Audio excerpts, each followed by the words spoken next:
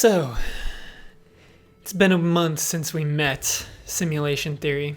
And in this month of courtship, we've had a lot of changed opinions, or maybe not. Let's find out on this episode of Ranked. Okay, so I'm going to rank all the songs from Simulation Theory that I think are worth mentioning. I'm not going to even talk about the remix because I think it's a kind of throwaway song on the album. But anyways, let's just start. So this is going to go from my least favorite songs to my favorite songs. So we're starting with Pressure, Marching Band. Now I like the idea of this song more than I like the actual song, and I think that's the problem is there's interesting drum parts.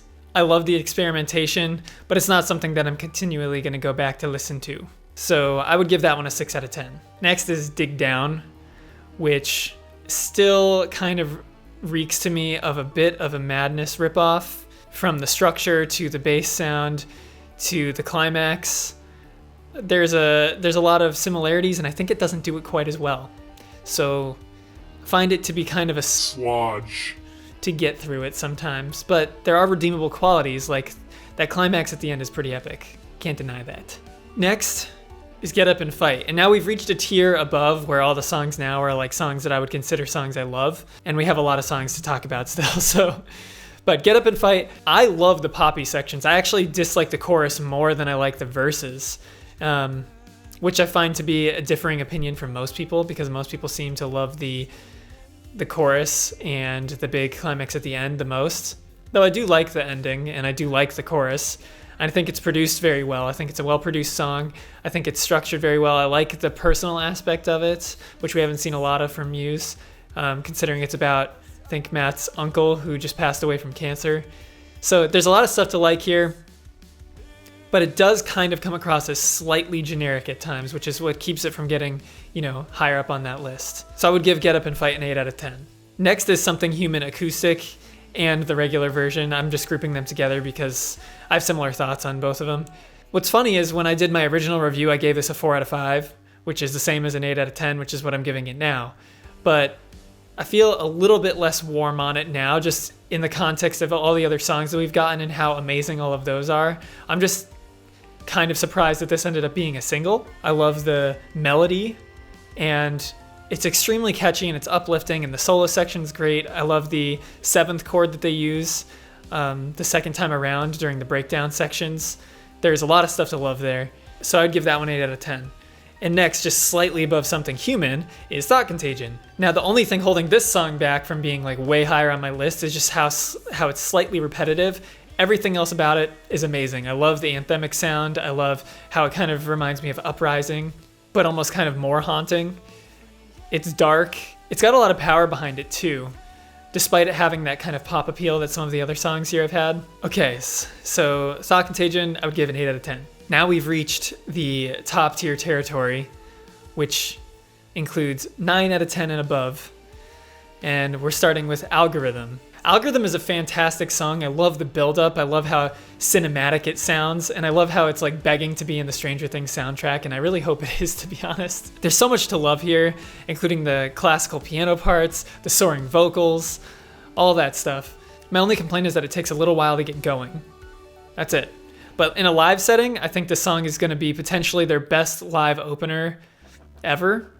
I'm not sure though. I'll have to see it and find out. And so Algorithm gets a 9 out of 10.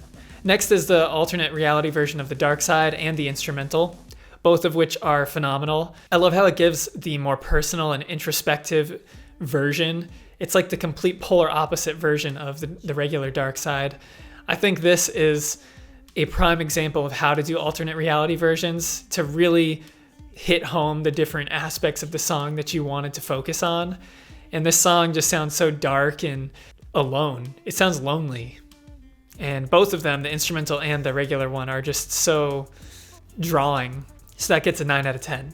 Next is Break It To Me, which I've been up and down on constantly since when I first heard it. The verses grew on me, which I originally was a little bit questionable on, as you guys probably can remember. But that scale at the end of the chorus itself and the riff, all combined with that crazy solo, which some people have hated on, which I'm surprised about because Matt has used those types of solos so often in live settings that I thought people would love the Chaos Pad solo in a studio song, but I love it because it's like it gives you that live feeling in a studio track, which we all love Muse live, obviously. I mean, they're probably better than the studio half the time. So that ends up getting a 9 out of 10 as well. Now, this is one that I absolutely love, and that is Dig Down Gospel version, which I can't believe how much more I love this in comparison to the original one. I think it has so much more soul, just power and just emotion. It's just so much more grounded. And what's surprising to me is that I heard that this was actually the original version. I'm like, why didn't you release this?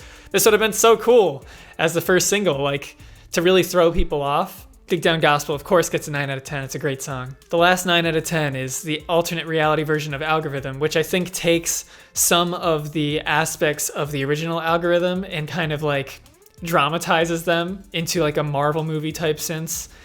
Extremely dramatic and cinematic, to a point where it's almost ridiculous, but I love it. And the horns on this song, the drums, everything just builds to this massive sounding song that kind of reminds me of Supremacy with a little bit less of a rock tinge and more of a cinematic sound. So the last 5 songs, these are all 10 out of 10s, and these are the ones that were my top tier since, you know, a couple days after listening to the album until now. They still remained up there. The orders have changed a lot, but that's it. Okay, so these are all 10 out of 10, so I'm not even going to mention the scores. So Blockades is number 5. I'm really surprised a lot of people seem to think Blockades is overrated because I find it as a progression and an improvement on some of the earlier Muse songs. The only complaint I had was that it didn't have like a crazy like riff at the end, but that's literally the only thing I can think of because I could let that song go on for another 5 minutes and I'd be completely satisfied with it. So the solo is still one of my favorite moments on the album. The first time you get into that verse, it just feels like the song is just picking up pace constantly and it never slows down. Right above Blockades is The Dark Side, which these are all so hard to rank. But The Dark Side, I mean, you guys all know my thoughts on The Dark Side considering I've done a reaction specifically to it. And my opinions haven't really changed too much on it. It's a perfect mixture of dark and dance. And the solo is one of the most beautiful solos I think Matt's ever made. And it's also very unique and different and something that I'm not used to him doing. It's just a very strange solo.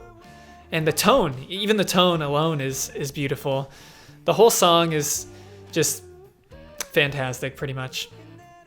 Pressure is next. It's one of those gritty songs again. We get a bit of a pop flair like a Supermassive Black Hole, but it has the same grit of all of their heavy stuff throughout the years, found in the guitar tones and some of the riffs, especially the one in the pre-chorus where he goes, pressure building. It's a gritty, fun, crazy song, and I love how the vibe switches up in the chorus, which keeps the song from getting too stale. The bass is just perfect in the song too. It's a great combination of all the aspects of Muse that I love. So next is Propaganda and the acoustic version of Propaganda at number 2. And I know you guys are probably surprised to see that there, considering how mixed I was the first time I listened to this song. The drop is still crazy, and I'm like, how do you even think of this, let alone execute it? My point stands about the amount of stank in that song. The vocals are absolutely pristine in this song, and I actually love the production too, and the southern guitar solo just sells me on the whole thing. I love when they do these different types of songs.